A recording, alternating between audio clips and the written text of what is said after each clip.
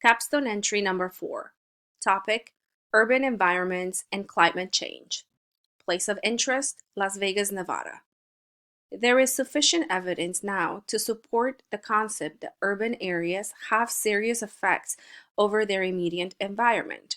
However, even though the idea has been accepted, the process of how this occurs hasn't been studied for that long. Fortunately, since the 1970s, more attention has been given to the physical dynamics that form part of land surface. These include building infrastructure, emissions and concentrations of aerosols, and anthropogenic heat sources. There is even more data to prove that urban environments alter local microclimates, with the potential of influencing regional and global climate. As someone who has considered moving to Las Vegas, this area and how urban systems can affect several climate attributes is of special interest to me.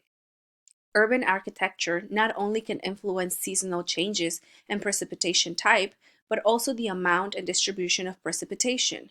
Asphalt and concrete have the ability to store heat, and as a result, this causes temperatures to increase. Increased temperatures are also caused by lack of vegetation and heat generated by human activities. All of this leads to the phenomenon called urban heat island, or UHI. The average urban temperature increase due to UHI is 5.2 degrees Fahrenheit. Additionally, there is evidence that convergent winds triggered by urban environments can control storm initiation. Currently, 81% of the US population live in urban locations.